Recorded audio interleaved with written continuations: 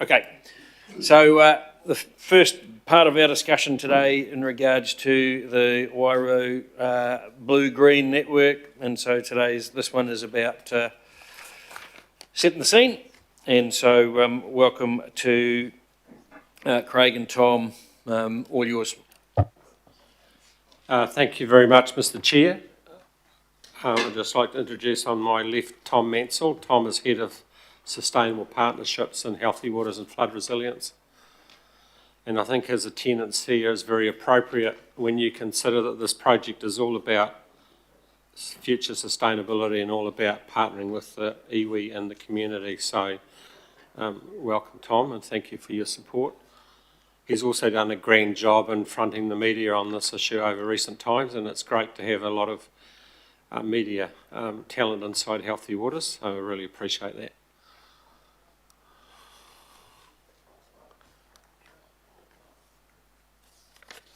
Just a little bit of background. This is actually a big catchment, 1,450 hectares, a lot of waterways in the catchment, some 18 kilometres. And in actual fact, when you go back to let's go back 100 years, this area was actually a wetland area, natural wetland area. And in many ways, what we're looking to do now is actually go back to the future in a sense.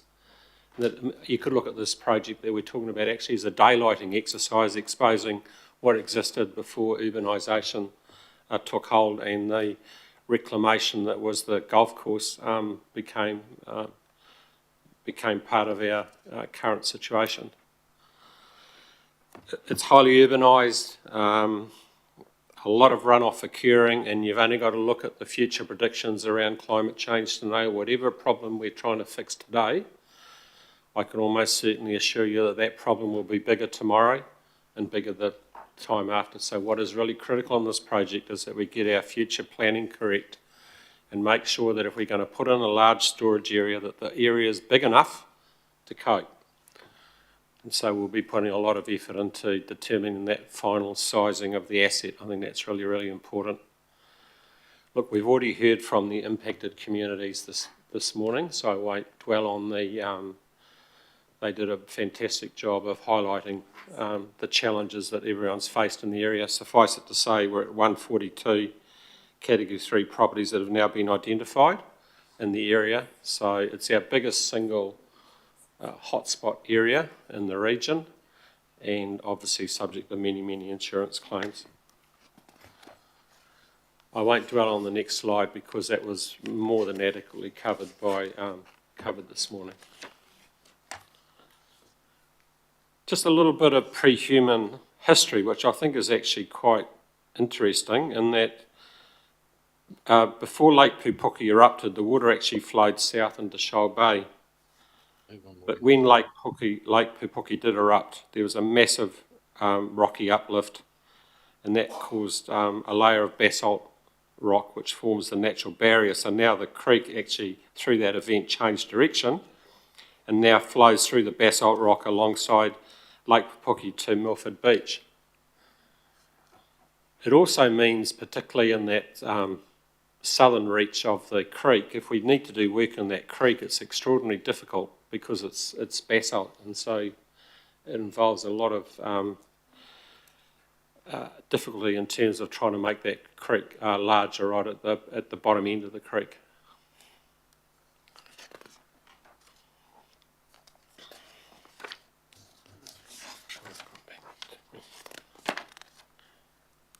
Sorry, I just flicked a bit too fast there.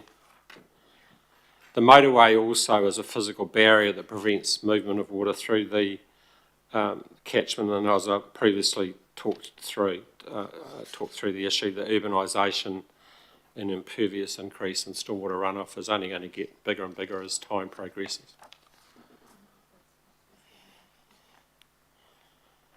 We've had a lot of discussions with you around blue-green networks, and that's just an example of what was achieved in the Green Slade Reserve of a during and after, and that's exactly the type of situation that we're trying to achieve with our proposed work in AF Thomas Park.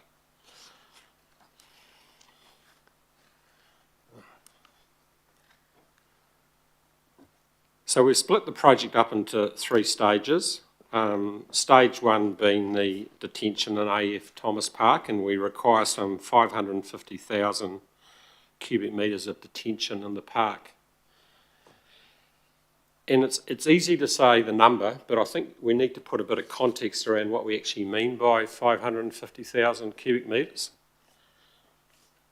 It's equivalent to 44,000 truck and trailer movements.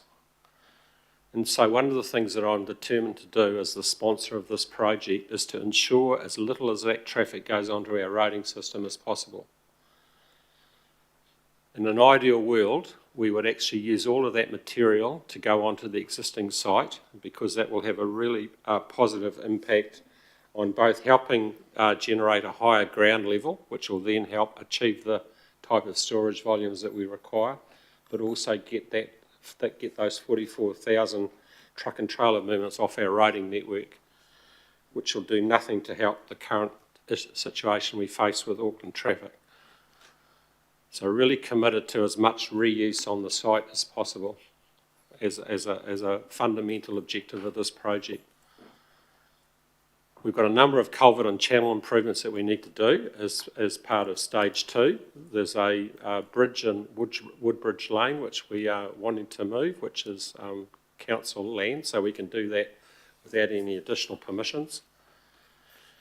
We've also got blue-green networks that we want to do in Totara Vale and Sunny Nook and Nile Road, and you've seen some very, very graphic imagery this morning around the devastation in Nile Road. And also some further detention improvements in the upper catchment. And then long term, we'd actually like to do some major replumbing through the commercial area, but that's not currently in our 10-year LTP, and that's something that we are going to be working to with a slightly longer time frame.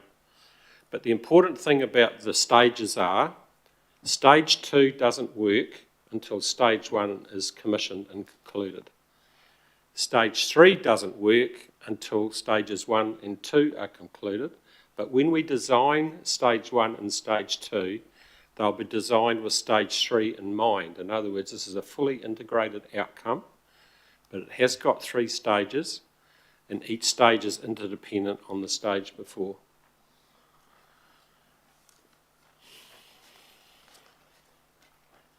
So at a very high level, because we will be going into a lot more of the specific details in the confidential part of the paper, but this does reduce the flood risk exposure for 261 properties in this area, reduces flows by 30%.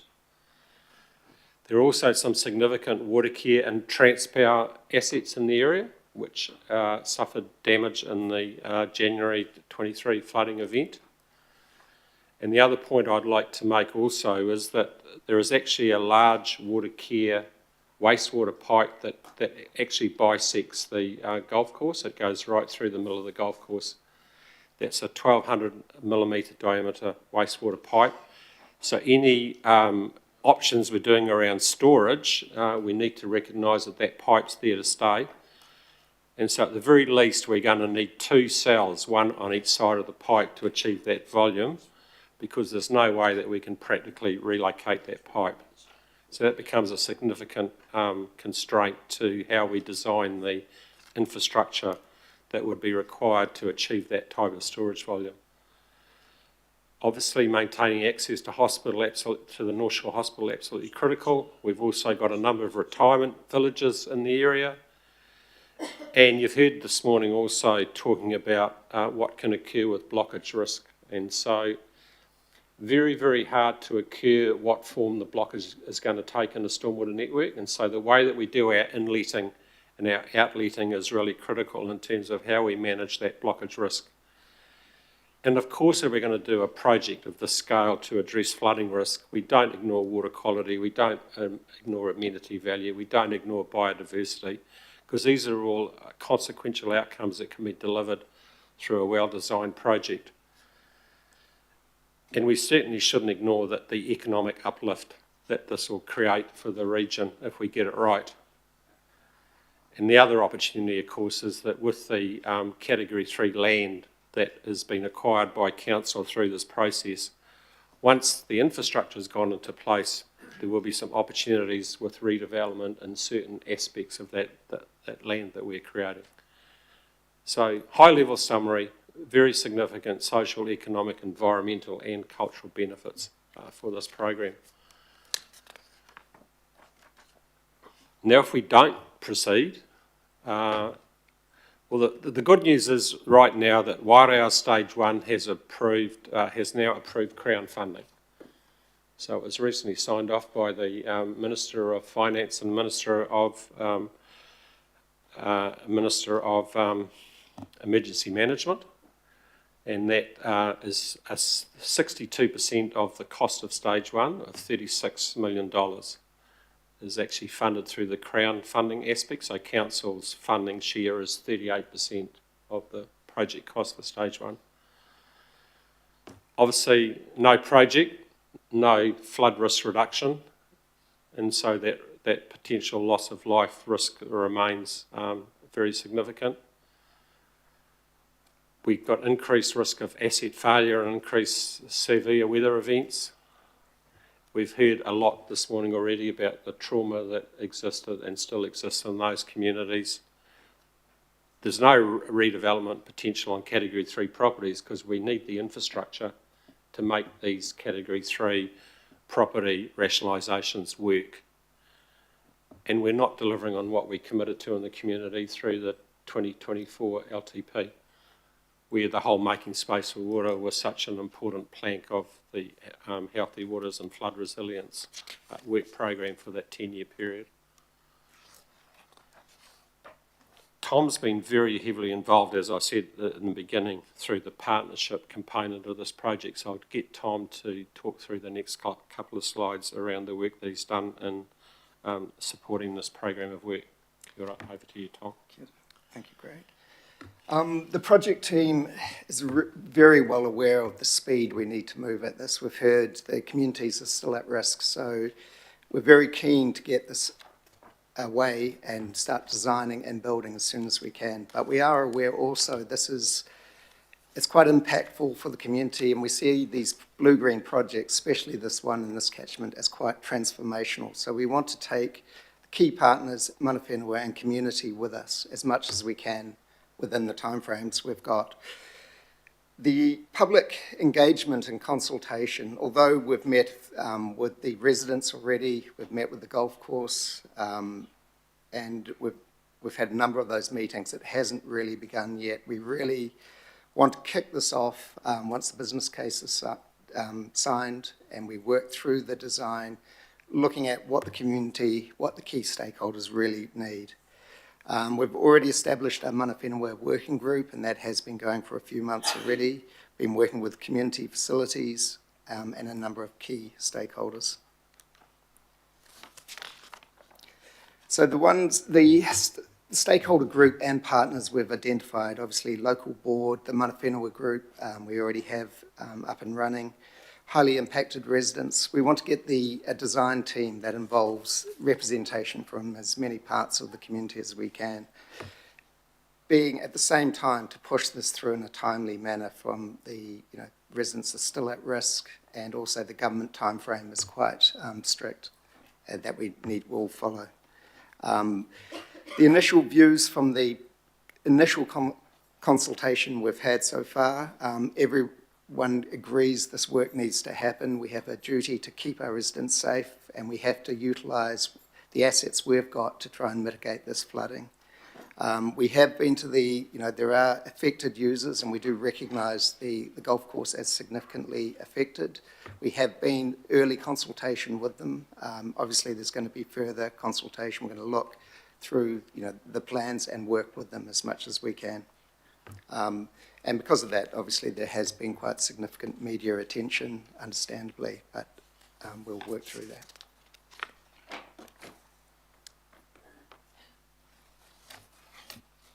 Thanks for that, Tom. So this is just a little bit of, I guess, a roadmap of where we've been and where we're wanting to head to.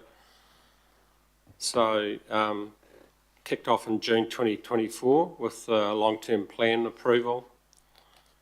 Then we had the tranche 2 prioritisation paper that was identifying Clover Drive and Wairau as our two top priorities. Went through the TRIC committee on the 13th of February. The Crown funding approval came through on the 26th of March for stage 1, which is the co-funding project with the Crown. We're obviously at today's meeting in the red box today. And then we will, once we've got the sign off today, the next step would be to formalise our community working group. We want to get on as soon as we can with removing the Woodbridge Lane Bridge, as well as all the work we'll need to do around the design, the detailed design, the cost assessments and the revised cost benefit analysis. So when we come back to you next time, we'll be able to show you all of the alternative options that we've evaluated within the AF Thomas Park area in particular, and also we'll have a better handle on the type of work that will be required to be done to enable us to move further on the stage 2 works for Wairau, which will be a key feature of the next LTP. And although we say beginning construction in late 2027, I personally think we can do better than that. And particularly if we can get some traction around support around making the consenting process easier for ourselves.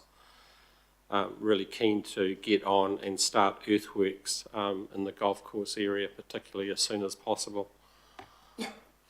And I think at that stage, that's us. Very happy to answer any questions. Kia ora. Okay, thanks, Craig. Thanks, Tom. I'm hoping that we can contain questions until we're into the confidential bit, because then we can ask a lot.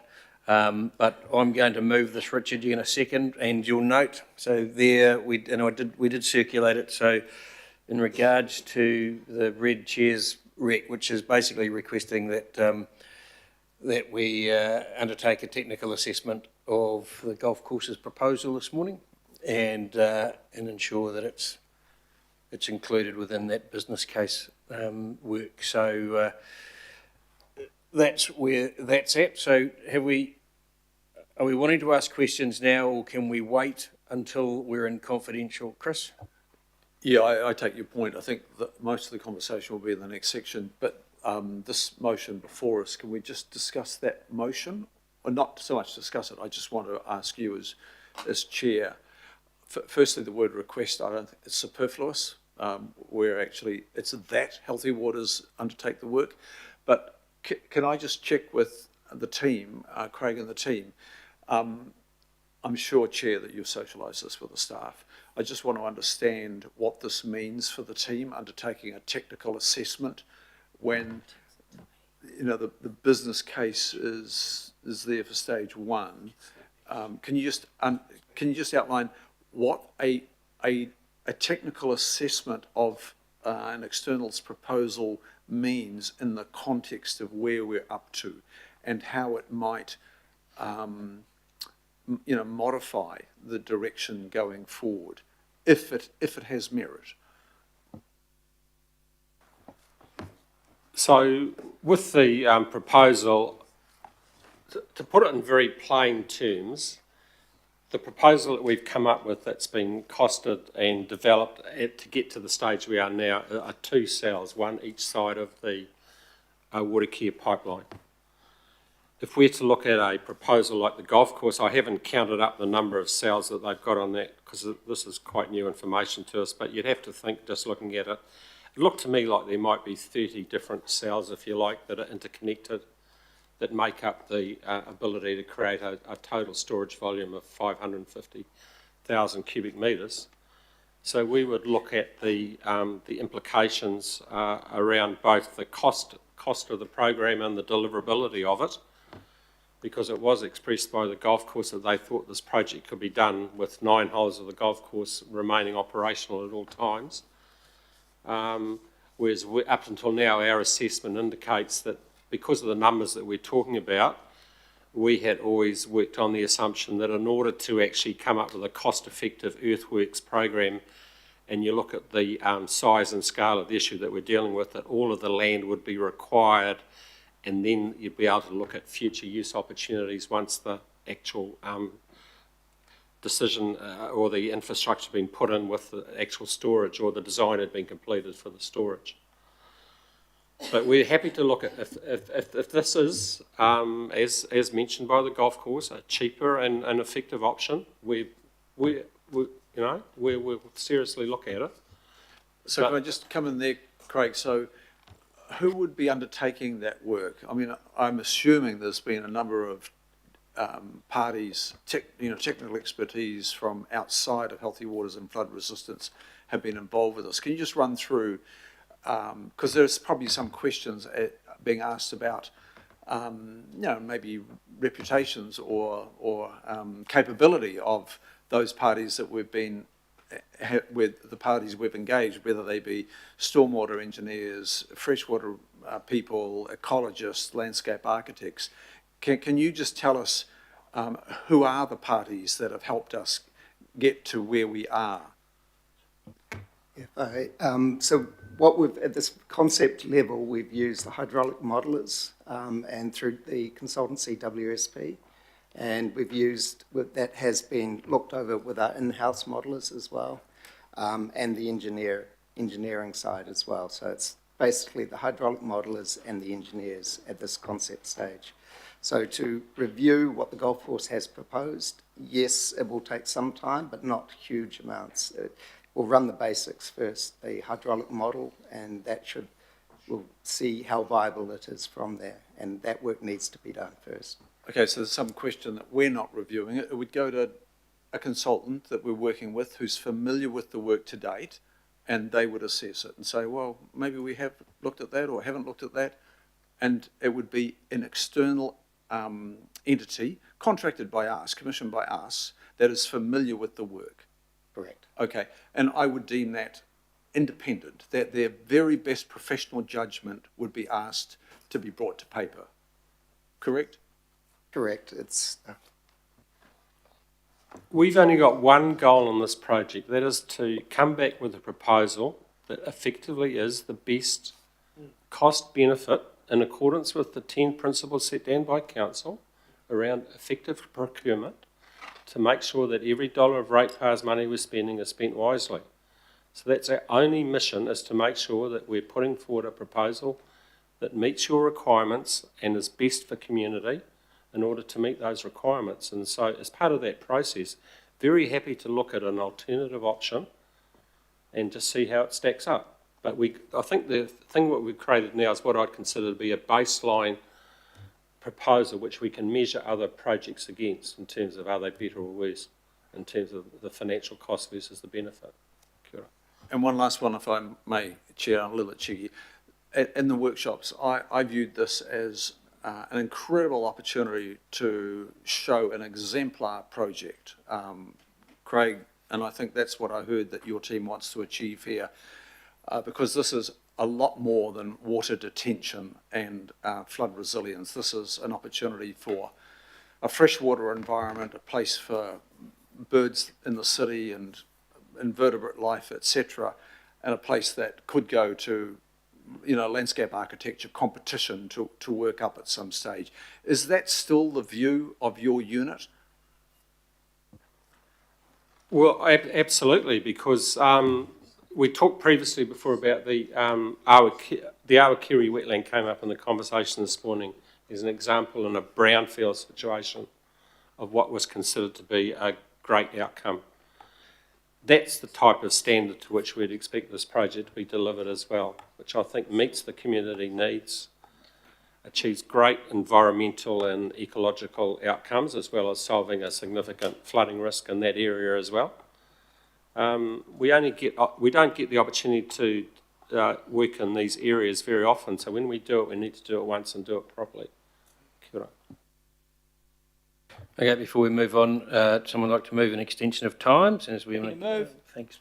Second Shane, those in favour say aye. Aye. Against? No. Carried. Okay, so all of these questions coming up, they obviously can't be asked in confidential, so we will keep going. Wayne?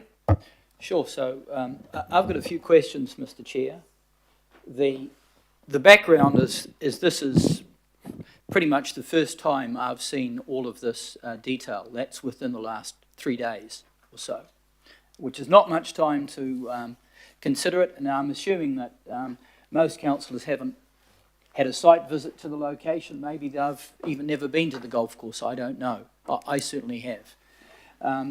So the first question I've got just goes to D, and I have raised this with you, Mr. Chair, and that is that, yes, there's the aspect of the Takapuna golf proposal, but there may be other aspects of proposals that should be considered in a business case. And I intend to raise some things. So my real concern is that we don't adopt the approach of closing things down, which I would suggest has been the approach to date, and because of the work done by Takapuna Golf at their expense, we now have something that may well have huge merit, but there may be other things. So I would look for a change to that addition, as I said, and as you assured me, Mr. Chair. So just to be clear, Wayne, you popped into my office last night or yesterday and hadn't read the thing that had been sent out, but the amendment, and then this morning, and I asked you to flick something out as soon as you could, and so this morning I got something from staff just saying that you wanted to open it up to all proposals that we may or may not have seen, and so my advice back was, I don't agree with that, so I'm not going to add it to my chair's recommendation, and that you had every opportunity to take up an amendment by addition, should you wish to, and that was what the advice went back, and then you subsequently came to me and said you were fine. So No. Through you, Mr. Chair, let's be quite clear. I engaged with officers. The officers are here today. I asked and spoke to them around those changes, and my understanding that they have engaged. I have to rely on that, and I stand by my concern that yes, there is a proposal of Takapuna Golf, but there are other considerations. I will give you an example. So, by way of question, I'll give you this example by way of question. Is it correct that directly adjacent to the golf course and between the golf course and the drain is the Event Finder Centre, and that the pathway of floodwaters has to go through what is currently the car parking area of the Event Finder Centre? And did not the Event Finder Centre suffer extreme damage in the floods to the extent that there was a great deal of work required, perhaps similar to the properties affected in residential areas? Can you confirm that? I don't need much more than a yes. Yeah, we're well aware of what happened at the event centre, yes. Okay, so for example, one of the things that I would suggest we should be considering as part of this work is what happens in respect of the event centre itself and the land attached to it, which could well be part of a more refined proposal. I know the event centre, because I have spoken with them, are concerned about their long-term future and the prospect of actually shifting. Because if there is a significant flood, and that flood could occur sooner rather than later, they're going to be wiped out again. So why wouldn't you consider something like that as part of a proposal? So that is a singular example, Mr. Chair, of the reason not to be myopic and close things off, which is of real concern to me, and I would suggest will be of concern to people in the community. And if you don't take into account the provision of the Local Government Act around reasonably practicable options and so on, you actually potentially cause delays. So I'll let you think about what I'm suggesting as far as D. You might want to consult with some officers. You might want to consult with the officers that are here, like Rebecca, for example, that I discussed this with. So I'll just move on to some questions. In respect of the golf course proposal, if we accept that the golf course as it stands, or a variation thereof, would continue, and the golf course is able to continue to maintain the area in the same way they have for, I don't know how many years, approaching 100 years or the like, there's been a golf course there for a long time, what is the net present value of that operational saving to us, and bearing in mind that over and above that, the golf course pays us rates, as compared to the net present value of maintaining detention ponds, which are stocked with a range of vegetation that we know, because we've got information about this, cost a lot of money. Have we done any net present value analysis around those sorts of options? So all of that information would come back as part of the business case development process. Okay. The other question I've got, Mr. Chair, that goes to cost-benefit analysis is that usually through you, Mr. Chair, cost-benefit analysis goes to a number of factors. In this case, yes, stormwater, but equally the parks aspects, particularly as it goes to active recreation, putting a value on that, the related health aspects that the golf course has pointed out, because there are many tens of thousands of people that use the golf course across a range of ethnicities, genders, and so on, and ages. So would not that involve people in finance across our council, parks, conceivably consulting with people in the health area, maybe Otago University and the like, and others, so that we've got a little bit more comprehensive benefit cost than what we might otherwise have. So I believe it's in the, that's covered in the confidential and bulkier report, Wayne. Okay, the other question I've got, have you looked at other golf courses elsewhere, locations like Singapore and so on, where the sorts of suggestions that the Takapuna golf course has made? Yeah, I'm personally, for one of my sins, I'm a massive golf fan, so I probably would consider myself to be a bit of an expert when it comes to golf courses. So I can assure you that I'm extremely familiar with many golf courses around the world that are designed to provide flood mitigation as part of their design. And the other question I've got, given that you mentioned there are 44,000 truck and trailer movements, I mean, I'm not sure where those truck and trailer are going to be going, but if you've got a proposal, and let's say the Takapuna golf course proposal involves less truck and trailer movements, particularly off-site, is that not quite a substantial consideration to factor in? Look, I think at the end of the day, if you're creating storage of X cubic metres, regardless of whether it's one hole, 5 holes or 50 holes, you're still going to have the same amount of material to shift to create the volume that you need to for the stormwater purpose. So I think all proposals are going to create massive needs for an extremely large earth-moving project. And Sure. The last question I've got, Mr. Chair, just goes to the general context.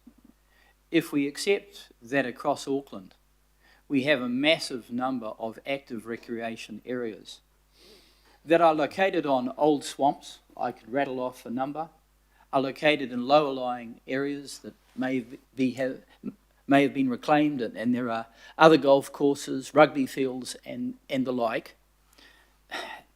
Should we not be really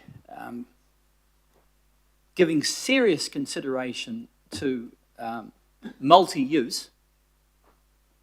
Because otherwise we stand to lose across Auckland a very great deal of active recreational space against a background where we've got potentially sea level rise and coastal inundation coming at us from the other end. And what does that look like? I really don't think the officers have considered that, but it is the larger picture.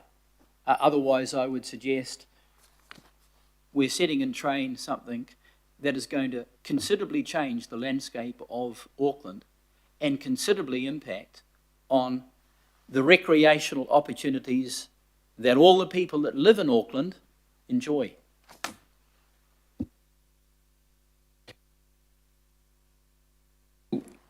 Thank you.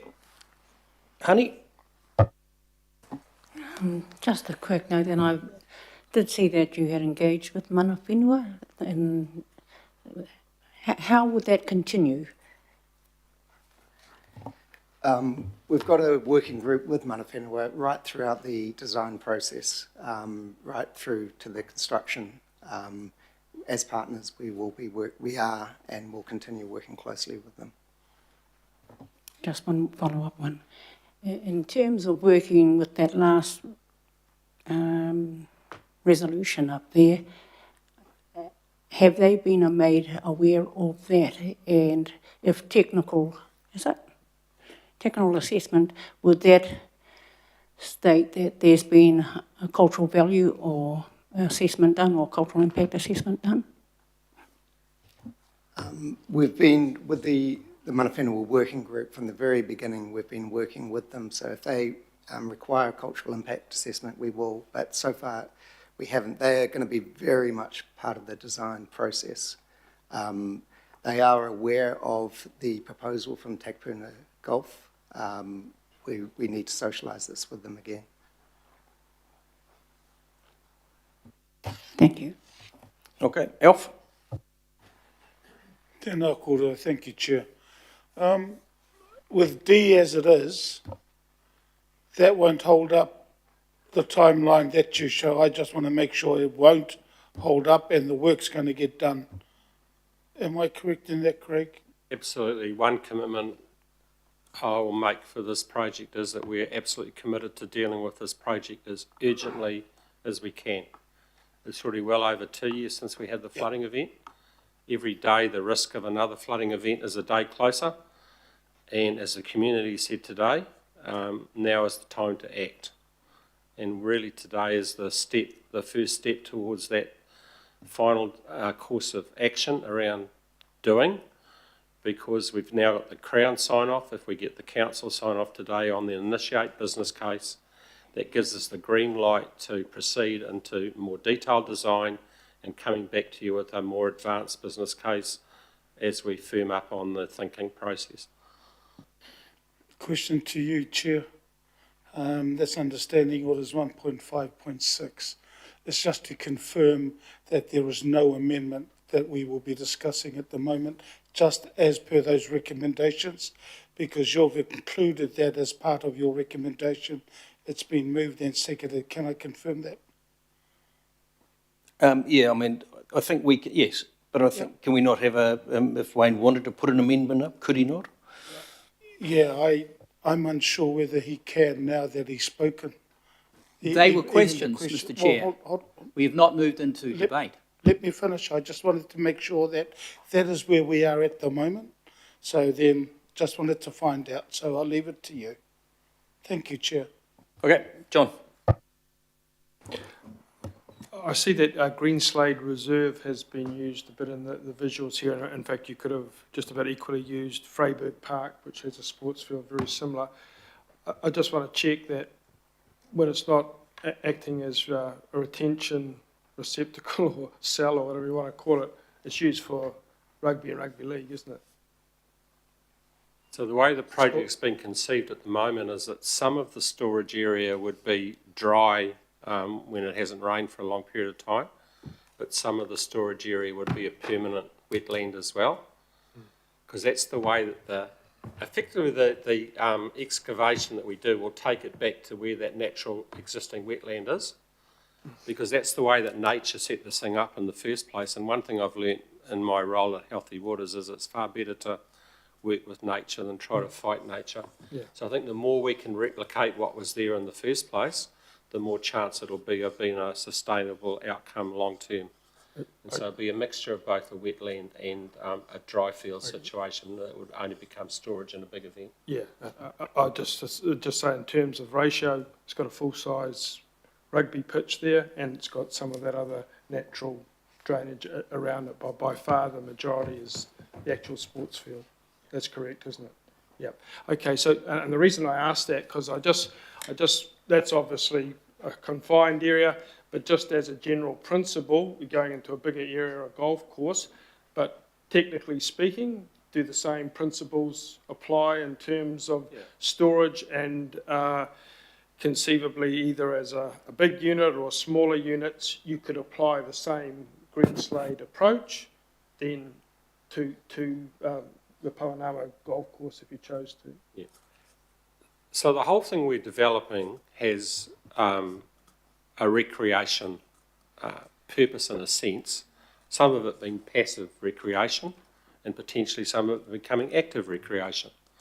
And that's a decision that at the appropriate time can be made by council as to what it sees that long-term use of that land being.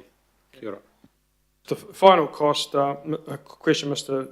Chair, goes to the cost for stage one. I think is in the vicinity of 58 million for that. So that's the kind of baseline we're anticipating to do the works on the golf course itself. Correct. Yeah. Okay, thanks. Thanks, John. Richard? Thank you. And just to clarify, you have worked with Event Finder and the C and the board are in favour of us going forward with this business case. The questions I have are just on proposals, and the proposals you've come up with did not start here. There is an assumption that this was sort of plucked and then you've just proposed it to the boards, but as the board said, they actually asked you to look at this, not the other way around. Could you just give a brief of how you got to this point? So it's quite a long journey already we've been on. So initially from direction from the boards, we looked at what we needed to do, which was store that amount of water, and we looked at A.F. Thomas. So we went through very high level a number of scenarios, and we then went forward with the most probable one that is the most likely cost-effective one, which is the one we've come up with. So initially we did run through a number of scenarios that how we would store that huge volume of water. So it has been a process that we've come to today, over a year in work. And just to clarify that I know the local MPs are in favour of the stage one and stage two as well as the local boards, but do you just want to confirm what Crown have approved? They've approved us, my understanding is that they've approved us to do what you presented to them. So the good news about the Crown deal is that the Crown are funding stage one, but if there are any monies left over from stage one, they will go into stage two and still be subject to Crown funding. And that also applies to the category 3 as well. So for any reason we end up with a surplus out of the category 3 buyout, or the surplus out of the Mangere project, or a surplus out of Clover Drive, or a surplus out of Wairau stage 1, all of those monies would go into the Crown support for Wairau stage 2. That's from a Crown perspective. Kia ora. And just to confirm, they have agreed to the proposal based on what we've given them, which is the proposal you've seen today. So that's what they've agreed the business case on. Cool. And I'm sorry, Duncan, do you have the access to the two images I sent? Just want to, and I know it is difficult, and I think it's important to do this in public, but there's two images I just want to show. One is, sorry.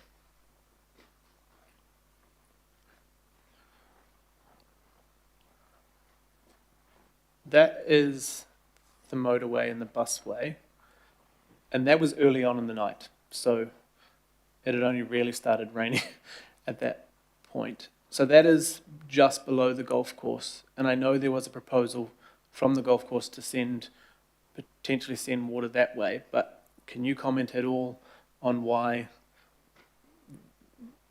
this is difficult? This is towards Akaranga, towards Shoal Bay, just below the golf course. So we did look at that option. There's a number of consenting issues also to tunnelling, going through hard basalt, going through sensitive high ecological areas, and again, getting water into quite a significant pipe. There were issues with blockages and residual risk, so we eliminated that option fairly early on. Thank you. And the next image, please, Duncan or Lotta. Cool. So this is on the other side of, so the upper end of the golf course towards Wairau. Could you just maybe explain essentially what you're, and that's Transpower and Watercare there, essentially what you're trying to do is get this to be happening in the golf course first. Because this was, I think, about 5 or 6 o'clock, and the really bad flooding happened about between 7 and 9, I think. So the whole way the scheme is designed to operate is that we hold the water back in the golf course and release it back into the downstream network as capacity in that network becomes available to avoid overtopping that network. And that's effectively how we've arrived at the sizing decision, so how much water we've got to actually hold back while there's insufficient downstream capacity, and then we release it effectively through a control mechanism as capacity becomes available. Thank you. And the reason, like, obviously none of us want to get rid of golf or any recreation, but the reason you've gone to this, I understand, is due to, well, the proximity of it, but also is it the case that we have to look here before any private or Public Works Act purchases? We do, but even but this is still, irrespective of that, this is the best option anyway. The fact that it's already in council ownership is a massive bonus. I mean, there could have been a scenario where that whole area was full of houses, for example. But when you look at the whole layout, and I keep coming back to the point, when nature designed this catchment, this is where the low spot of this catchment was. This is where the wetland actually existed. So we are very much going back to a daylighting exercise and creating what was there in pre-development times, and making that the basis of the whole solution for the catchment. And just, sorry, Chair, we've had a lot of concern from the businesses, and I know the Crown Agreement is to reduce risk to homes, but is it, and I just want to publicly, give confidence to the businesses who are upset, this will, and we hope it will, have offshoot effects to reduce, like, is the intent, even though the aim has to be residential, that it will have potential safety and reduce risk to downstream businesses? It has limited benefit to the commercial area. It will reduce the risk to some extent, but the substantial risk to the commercial area won't be reduced until we do stage 3, which effectively is removing that current concrete channel and providing a new waterway through that commercial area. And a bunch of the questions from golfers and other in the community say, why don't you just focus on the Nile Road, the catchment where you're buying houses? Can you explain just briefly why it has to be in this order? Well, until we have the ability to control downstream flows, there's nothing to be gained by creating a blue-green environment in the downstream area, because that will just be drowned by the fact that that water can't be held back. Therefore, it won't operate as it's designed to operate. Thanks. All good. Greg. Thanks, Chair. Just a question I asked of the local board, a bit of clarification around the funding. So that money that the Crown's providing for the project, I just want to understand if the golf course proposal or any alternative proposal seem to be viable, is that funding still fully available?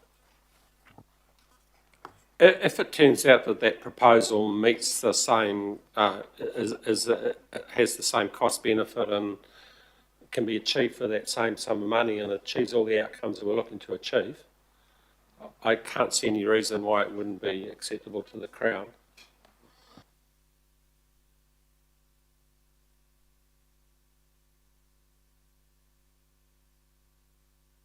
Okay, no other questions. I have a question for you, and just in regards to this morning, the consultants civil plan, who they're a reputable consulting company who have obviously said they'd been doing a month's work in regards to this. So any other proposition or proposal that's put up, what is that going to mean in terms of the timeline and the desire, I suppose, from every single group that, including the representatives from the golf course this morning, what would it do to the timeline that they all said needs to happen as quickly as possible without delay? What would any additional unsolicited, unprepared proposals mean to that timeline and us being able to deliver what the community are screaming out for? Hard to be too specific, but I could say that it's not going to be good for the timeline because we've got limited resources that are focusing on solving this problem. So every new proposal that came out of the woodwork takes time and effort to look at it. That means that's taking a resource from somewhere. But also it's going to add to the cost as well, depending on how many alternatives we were considering. A lot of effort's gone into getting us to where we are already. I can assure you that WSP have considered many, many sub-options, if you like, to get to this as the preferred option already. And so I think by sitting down with the consultants, I'm hopeful that we would get to a common ground quite quickly on establishing whether that alternative is viable or not. Okay. No further questions. Wayne, have you got an amendment? Correct, you haven't, Mr. Chair. It's been emailed. I don't, because I don't have my computer. I never have my computer up here, mate, Okay, so well, the staff have. It's been emailed to Barry, it's been emailed to the secretary. So it's up on screen. It's up on screen now. Sure. The only modification I would suggest is I'm mindful that what we don't want is to deal with proposals that might be flippant. So perhaps the insertion of the word serious, or there may be some other word that you or the officers suggest, Mr. Chair. So what we are considering is both the proposal from the court, and for example, if there was a proposal from Event Finder Stadium, for example, who are adjacent and affected, and that was a serious proposal, that could be worthy of consideration. So I'd just invite any suggestion as to an improvement on the wording. So as much as I'm putting that up and it's being considered, it's not, there's room to move. So it's your amendment, mate. So if you want to, it's up to you to, and I certainly wouldn't be helping it because I don't agree with it. But well, thanks for your predetermination, Mr. Chair, but that's okay. So perhaps the word just serious proposals. is that what you're proposing? It's Yes. your amendment, Wayne. So Yes, that's what I'm proposing, but I'm also just inviting the officers to comment, Mr. Chair, because I understand what they're saying, but I'm also mindful that if we are embracing proposals and those proposals might have merit, it might even save time and save cost.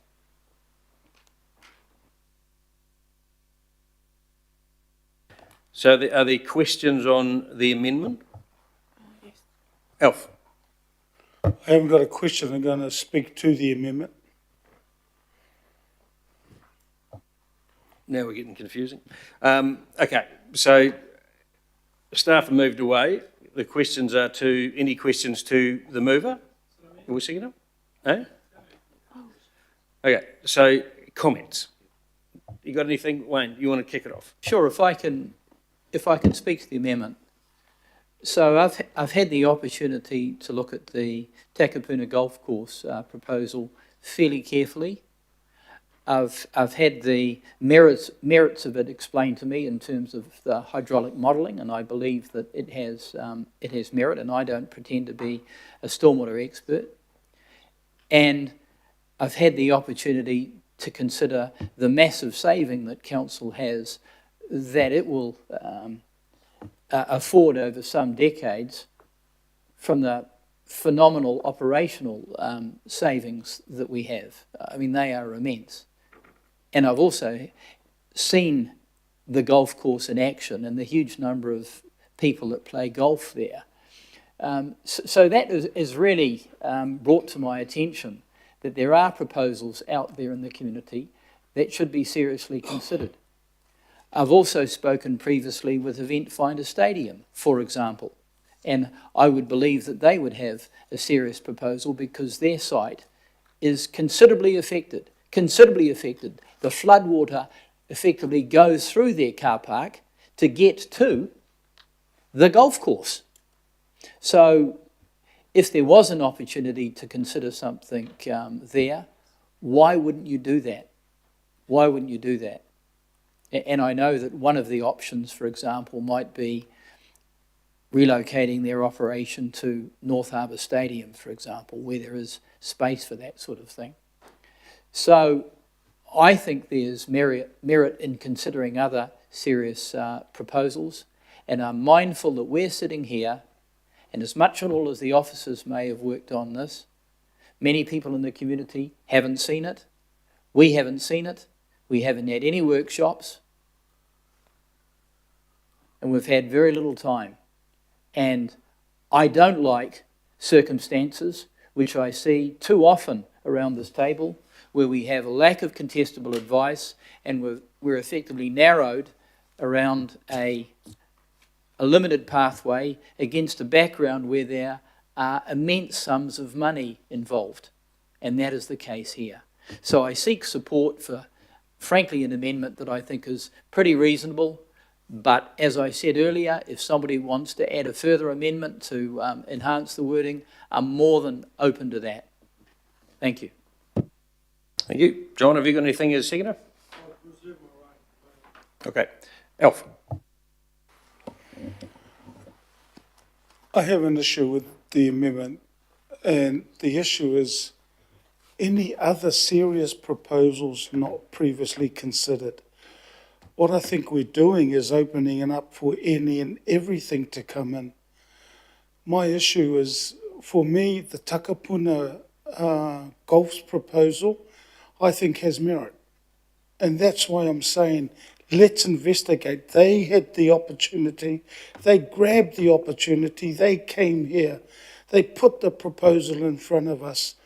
What I'm worried about is that we're now going to invite others. I know that there is a wording in there, any other serious proposals, but I personally don't want what we're talking about here to be delayed. I asked the question earlier of Craig and the team and said, will this, the one that's been added by the chair and the mover, will it delay work on the blue-green project? And the answer was no.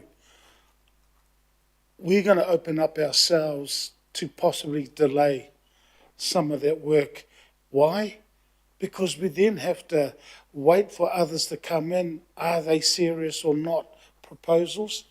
This is why for us, I want to go back and I want Craig and his team to look at Takapuna, the Golf's proposal, because I think it's got merit. But we won't find out until they look at it. So from my perspective, definitely not supporting the amendment. And then I'll speak, excuse me, I'll speak, if it gets defeated, I'll speak to then what will be the substantive. Kia ora. Okay, thank you. Angela? Well, thanks, Andy. I know it's getting late in the day. Essentially, supporting what Alf said, I cannot support this amendment, having listened to this morning and now to Craig and team around how far this process has come in conjunction with the local boards, mana whenua and community, to even think that we would consider delaying anything, and it will be delayed. And I think this is just so unnecessary. It is really frustrating. I appreciate that it's everyone's entitlement to put up an amendment. I appreciate that. But boy, what we heard this morning, and particularly with weather today and tomorrow, I don't know why we would even consider putting something up that could possibly delay this. So I'm comfortable with the Chair's recs, Andy, and thank you for putting that up, because it means that Takapuna Golf's proposal will actually have a look at, get a technical assessment, and that's probably going to be delay enough. So I won't be supporting the amendment. Thank you. Thank you, Angela. Richard? Thank you. I'm disappointed about this. This is not the first time, Councillor Walker, that's come to us, and this is the fourth project that has come to us in the exact same process that we've had before. Mangere, Clover Drive, others. This is the process they've come to us. We've had workshops, we've discussed Waido, we've discussed the different options. We actually prioritise Waido and Clover Drive. And so if you've just realised that happened, that's pretty strange. Next thing, Event Finder. Spoken to Brian Blake, the CE, spoken to board members on Event Finder. They support the Stage 1 and Stage 2 proposal going forward to business case.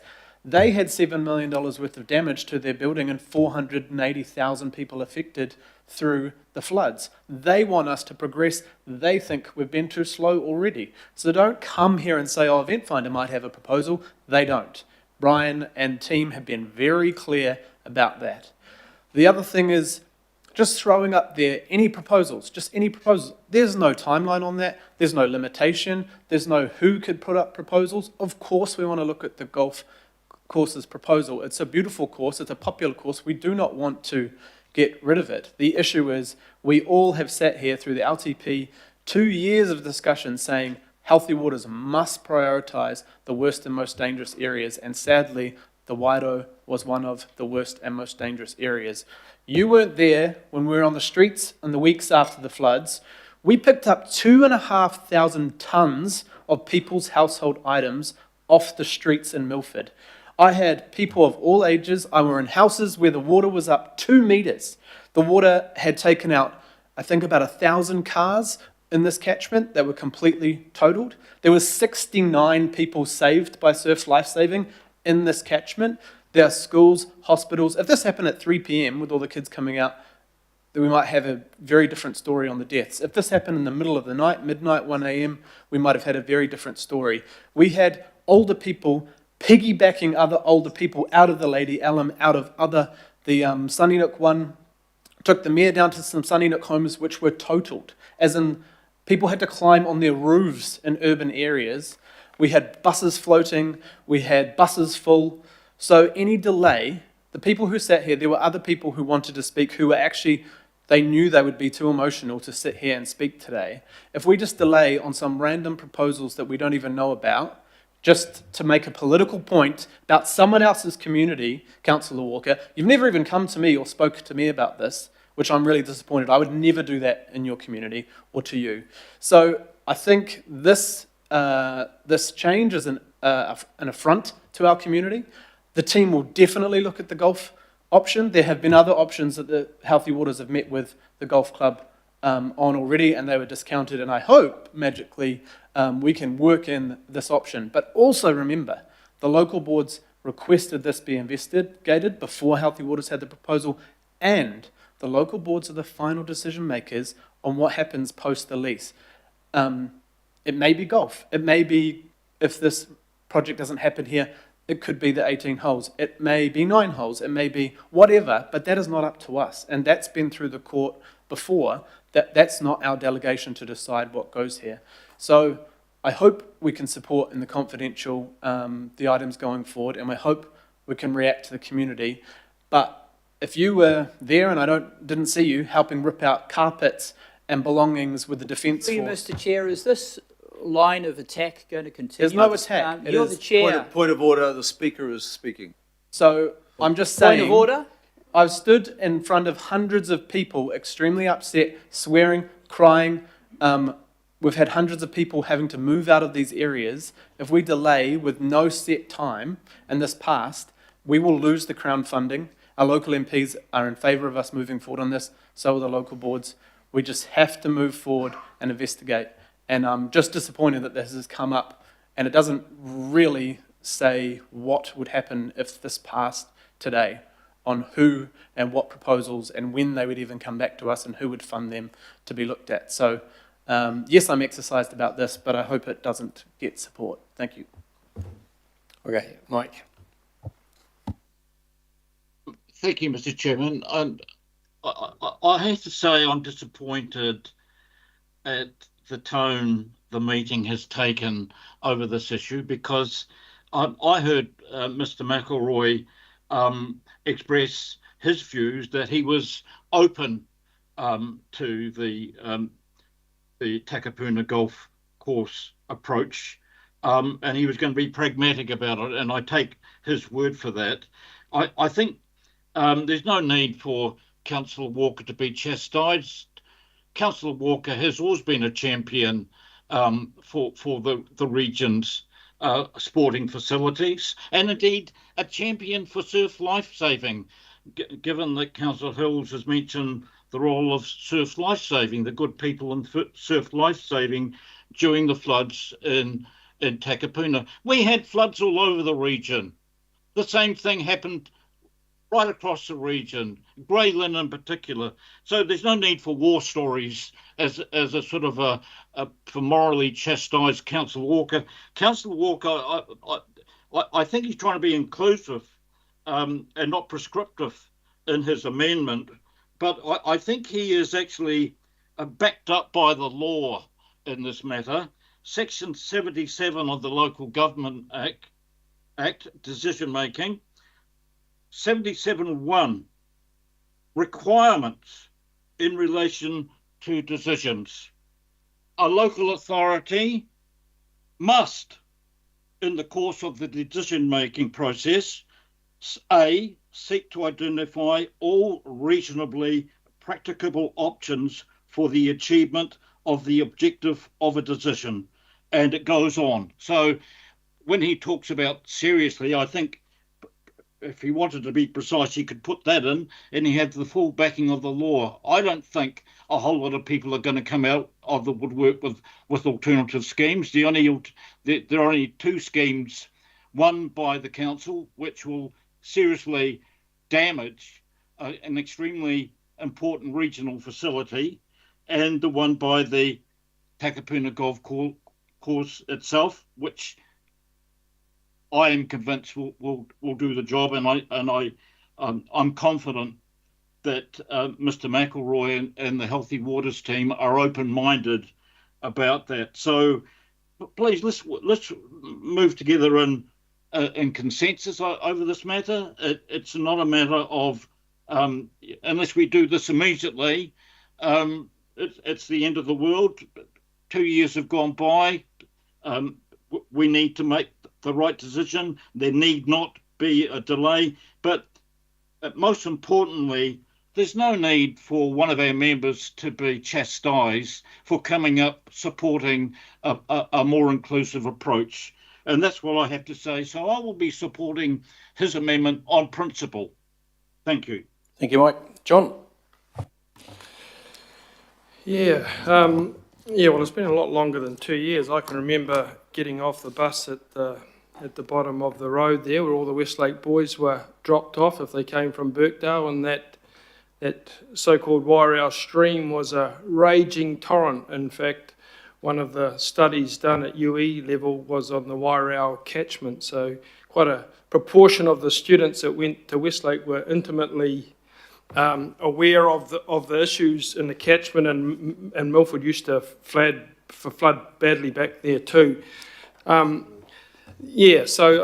I agree with Councillor Lee. The hyperbolic posturing I don't think is really appropriate here. This is an important issue. Of course, you don't want to delay it. One of the reasons Councillor Walker wasn't down in the Wairau Valley, he was busy enough up in Stanmore Bay and Browns Bay, where there was some pretty bad flooding scenes too. Maybe not quite as bad, but Nothing too cheery about big chunks of the Albany ward as well, just like all the other parts of Auckland. So it's not a flood competition here, it shouldn't be. What we want is the best outcome here.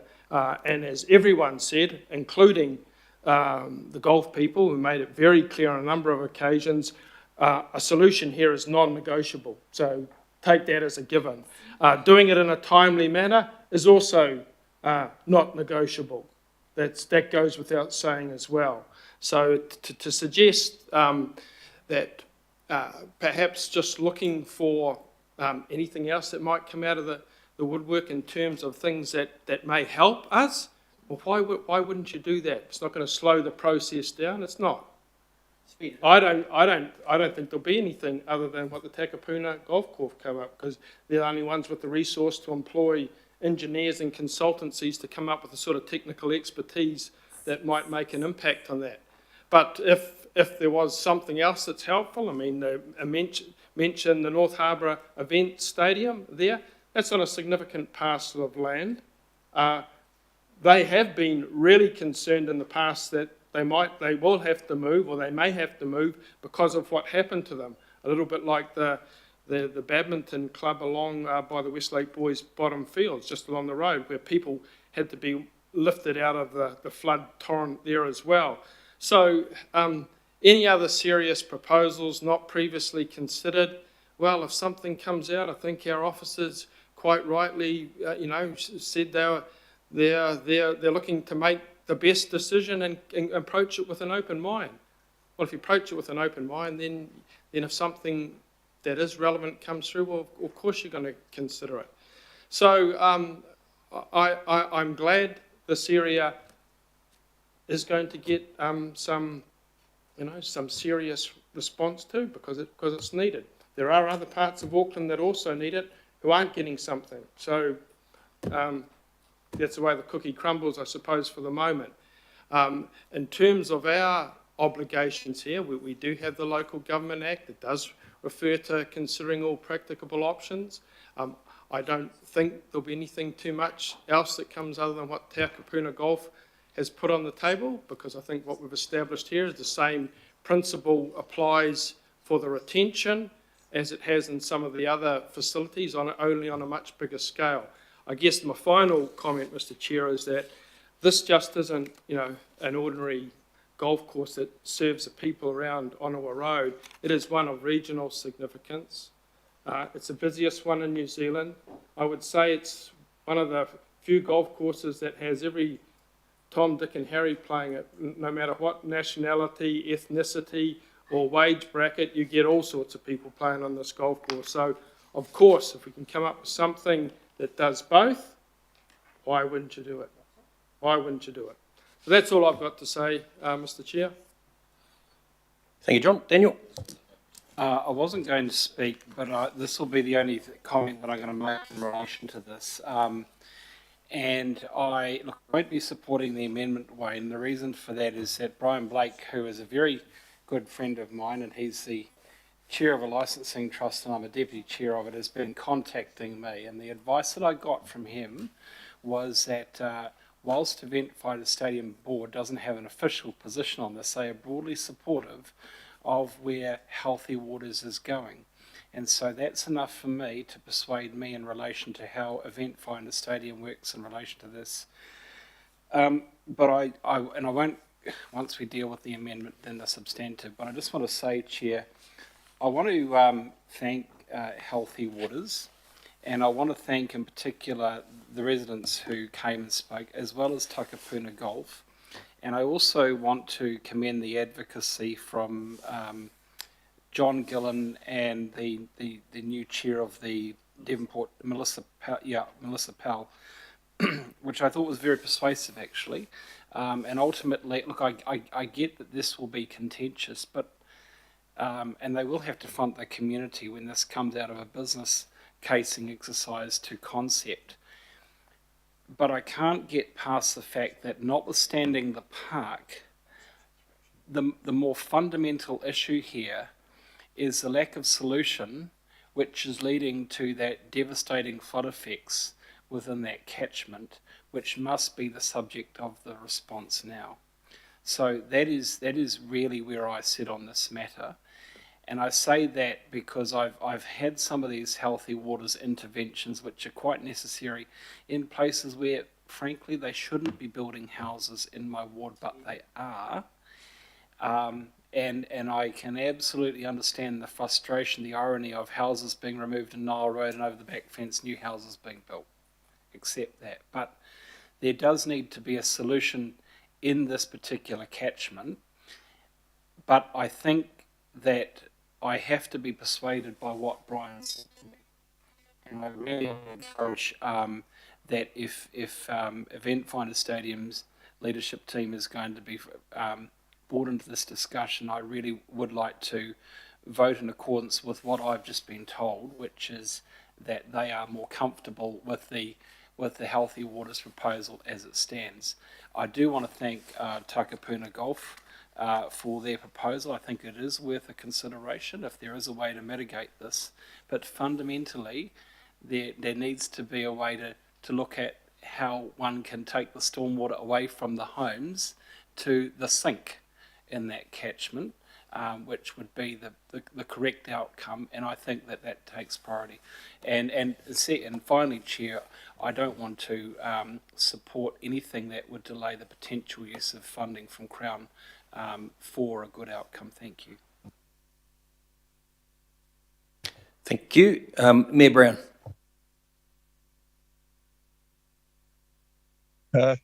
Thanks for this. I commend the Healthy Waters from their approach, and I'm quite happy that the golf club came up with something to help preserve their operating thing plus do the stuff. I've got great confidence in the Healthy Waters guys that will look at both. I wouldn't be at all surprised to find that the golf course one's a fair bit more expensive, but I looked at the number somewhere or other, I think it was 163 million for 265 houses, something like that. We got about 600,000 a house. So it's more other things that you've got to value into this work. And there will be some intrinsic value of having a golf course or not having a golf course. I think they'll come back with two good proposals and there'll be different prices and we'll have to make a decision. We may even go for the golf course one if it's a bit more, if it has some value that we can see. But we do need to get on. So I'm supporting whichever one of those ones get through, whether it's got the amendment or not. But I think we've got to get on with this. Okay? Driving Paris to Dakar rally. Okay, thank you. There's no more comments. My thoughts. I won't be supporting the amendment that's put up. It's for me. I spent time working with staff and asking them what would be the right way of dealing with the Takapuna Golf Course, and it was on their advice that initial recommendation was put up. And and I also spoke to Richard as a seconder, and being the local councillor. I cannot see the point. We have heard a very, very clear message this morning that we need to get on with this. And, there are scars in that community and we will only start to heal those slightly. We'll never heal them totally, but by actually doing something. And we've heard from staff that any unsolicited, unproven things could well delay things, and I'm not prepared to do that. We have got a proposal. When you go to page 259 to 263 of the attachments, there is option after option that was considered by WSP. Option 259 to 263, line after line of options. So there's been any number, I didn't count them, I'm failed school C maths, any number of options there. They have been considered. We aren't going to hang around. We cannot hang around for the people of that area, and so I'm going to be voting against it. So there's no other comments. We will put this. Withdrawing it. You. Yes. Yep. Okay. So the motion has been, or the amendment has been withdrawn. So we go back now to the... Point of order. I just want to get this clear. Do the standing orders allow that? It feels like I have been, as an elected member, I've had to endure a debate for 45 minutes and then the member sees no merit in the motion that he moved. That created an hour, 45 minutes, an hour of debate. Righty-ho, so standing orders are that you can't withdraw it without the consent of everybody. Therefore, Chair, I think I will not consent to this being withdrawn. This has used up incredible time and wasted our resources. And now it's being seen as having no merit by the mover. Incredible. Okay, so we'll put it, Wayne, and... Can we have a debate on whether we can have a debate? No. No, we will not. So we'll put the motion. Those in favour say aye. Aye. Against? No. No. It's been defeated. So we'll go back to the original resolutions, which included the which is the original thing. Is there any discussion on that? None? Get on with it. Yeah. Fair call. Okay, all those in favour say aye. Aye. Aye! And against? Carried. Right, thank you. We just have one more item, which is, before we go into, which is the summary of transport and resilience. Wayne? Thank you, Wayne. Second to Lotu. Any discussion?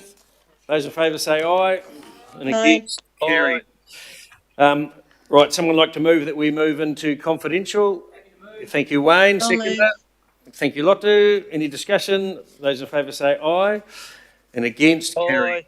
Righty-ho, we'll just have to take a small adjournment while we put in the cone of silence, which only people born before 1990 will understand. So we'll just adjourn while we clear the room.